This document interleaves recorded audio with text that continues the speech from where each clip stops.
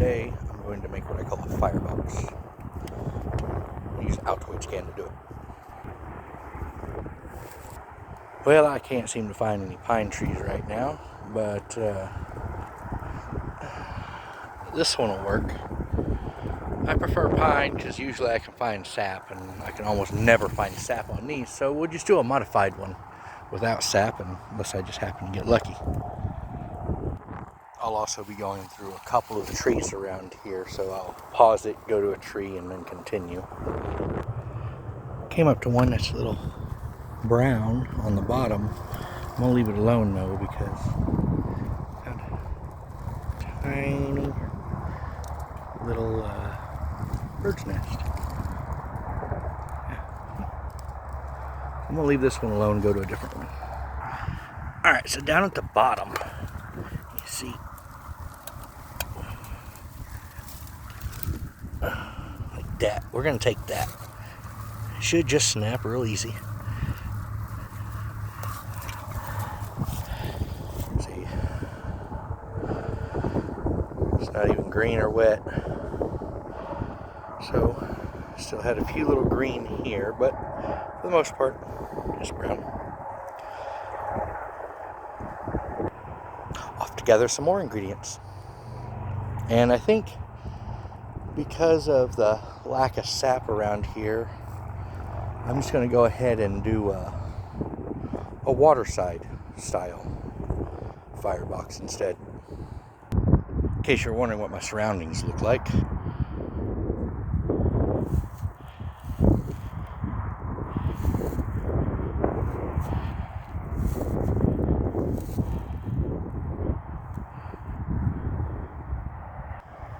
Well, I was going to try that one, but it looks like it's not going to happen for me. I'll get a little closer and show you why. It is completely surrounded by this bramble.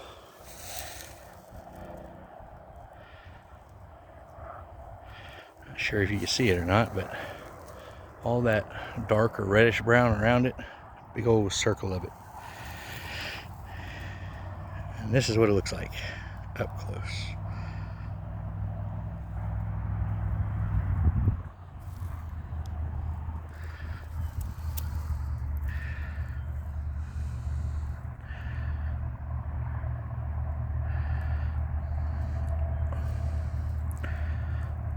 I can't get the focus in, but all those yellow spots on it are thorns. Oh, there we go. That's a little better. Now I'm still going to use that I found earlier, because I was told this is a natural pond and they haven't done anything out here.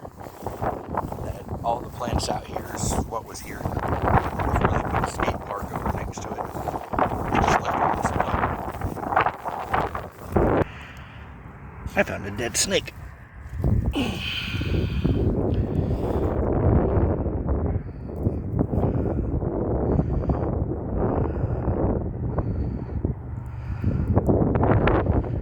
Dead for a while.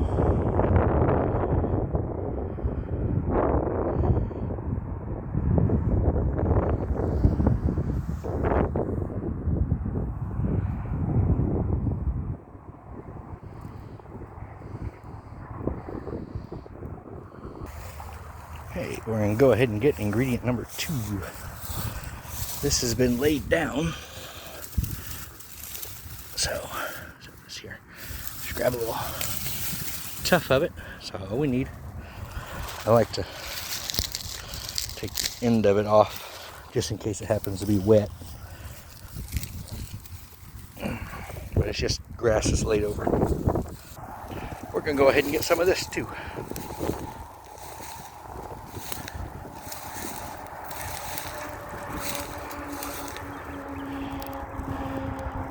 See how the end is real brittle, catches easy. A few of those like this. Up here. Snap it off. Go down a little bit more on the same one. I'm used to doing 2 of them. And snap it. there we go. Okay, so if you see these, you might think, ooh, joy, found something. It's burnable, but it's a trick. It is burnable, but it's riddled full of thorns.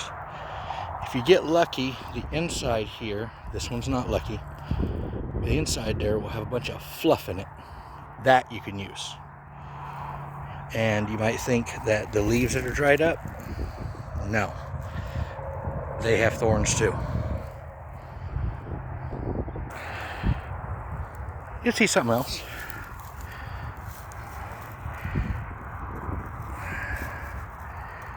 These like to flame up a good bit, so I'll snap the edge off there. I've never seen an issue of snapping the edges off to where they won't grow a new end next year. They seem to sprout plenty. I found a bucket, so we're going to use the bucket.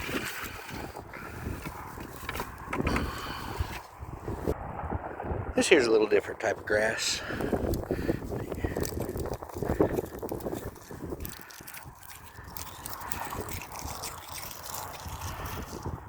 Hey, we'll grab some of that too, just to have it. No sense in not. And it's dead anyway, so ain't gonna be missing nothing. I found some that have that floof I was talking about. See? Just pick it off. Set it in the bucket. I would think that those used to be seeds that just were supposed to be carried on the wind. But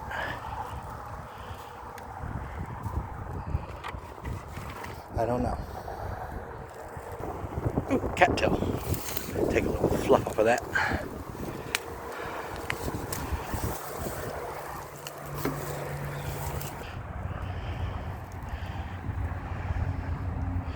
Looks like dried out little flower buds. Take those, put them in our bucket. Went back to the same type of tree as the first one to try to see if I can't get up in here to see if I get any sap from somewhere. But if not, it's okay. I still have this bark here. It's usually nice and dry and highly combustible. Oop, that looks like it might be sap there. It's gonna be sap or bird poop. We'll figure it out in a minute. Hope it wasn't bird poop because I have my fingers all in it. I'm gonna gather a little bit more of this that's already fallen off pretty much, and put it in the bucket. Got my handy dandy tool out. That is going to be sap. So I'm going to collect it from here. And as you saw, I just kind of pushed my knife in a little bit, not into the wood, but into the sap itself. One day I will post on how to harvest that when I have somebody else to hold the camera for me. Because I've seen a lot of people do that and they end up slicing their hand open. I don't know why. I'll try this.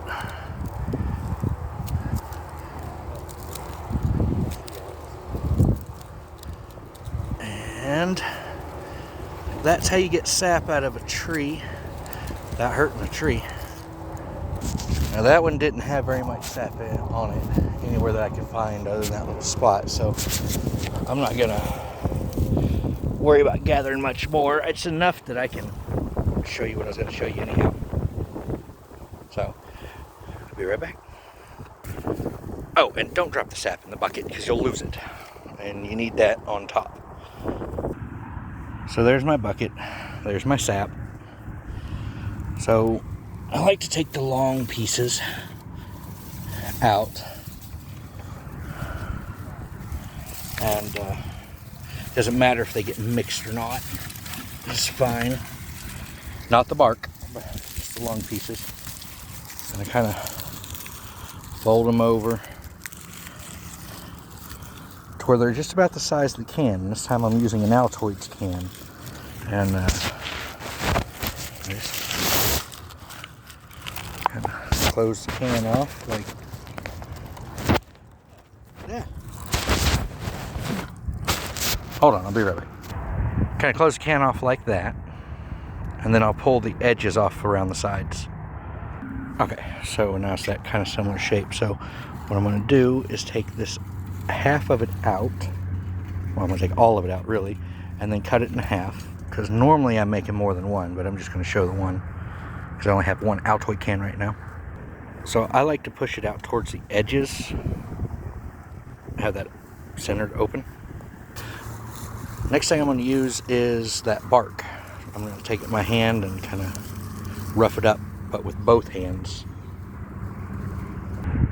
Oh yeah, and I roll it up with both hands, but I roll it over the top of this so the little pieces fall. But you end up with kind of like a little nest, which I'm going to put in the center. Okay? I'm going to go with cattail.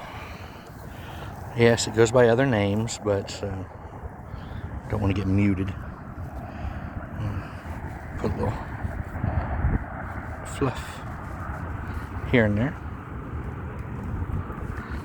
Cattail, one cattail can do a lot of cans. So, see, I've still got that much more left. Okay. Now, these little guys. Kind of crush it up a little bit and just set it in there somewhere. Doesn't really matter where. Here's the other one. And put it on the other side of this fluff, opposite sides. So, hold on.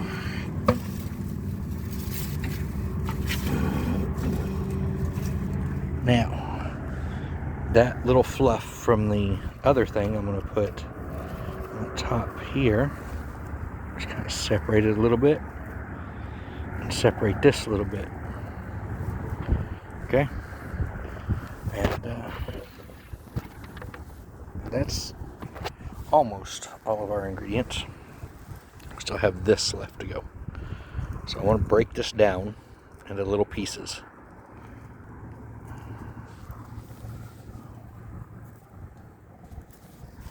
I forgot to pause you.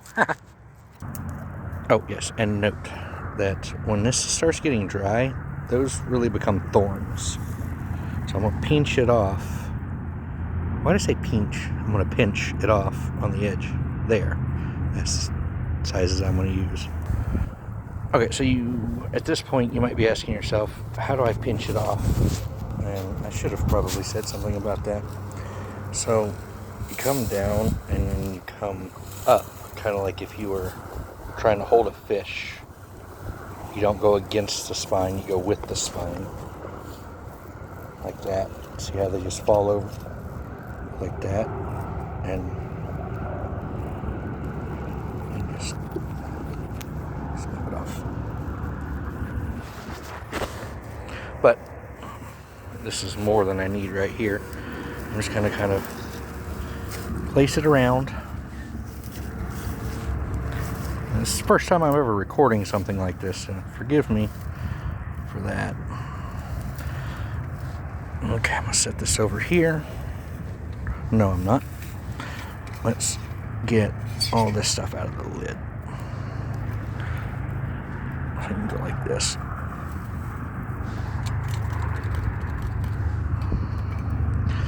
And we're gonna take this here, put it there.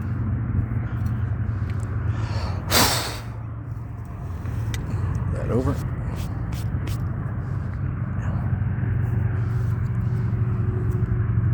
Alright, so what I'm going to do is I'm going to set this right in the center here. Kind of like that. These little pieces. Now, it's just I guess a Tinder Box would be the best word for it, not a firebox, because it's not self-starting. But That bucket that I found out here, I'm going to use it to hold this.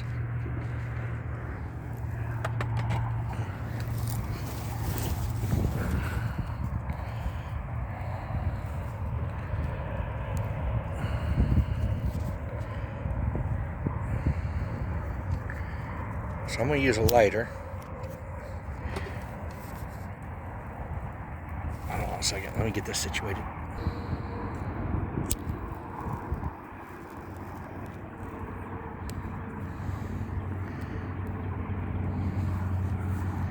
And you've already got a fire started. It's that quick. And it's going to burn through the rest of that stuff too.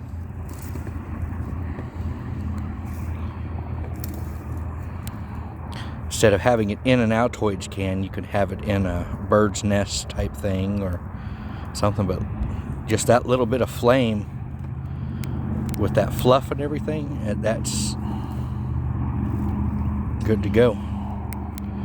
You could, in theory, just set this underneath some sticks and stuff until they caught, but you can pull up the side if the wind's too much. Not much to do if there's rain, but you should really be worried about shelter. You see so much wind there.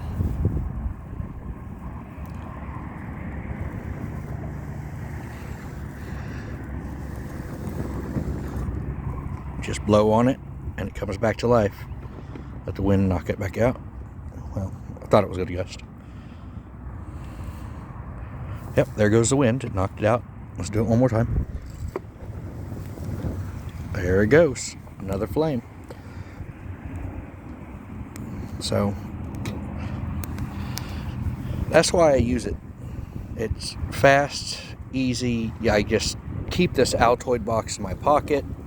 It can go wherever I want it to. And hell, I could even pack this up and put it on a plane.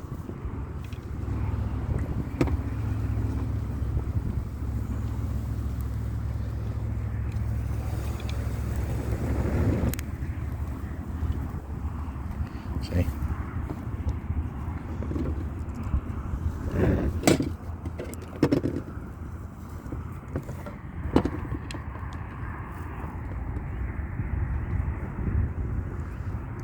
It's already burnt long enough for most dry sticks and stuff to already catch.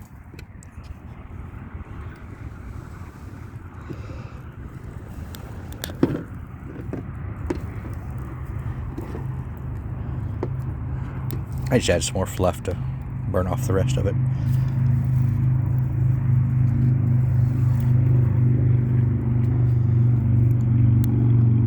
Really just filling time. Filling time and killing time. So, need to put it out, just close the damn thing. And it will be hot. It was fire, this is metal. Okay? I mean, not so hot that you couldn't put a glove on to carry it over somewhere, but yeah. So, hope you like that.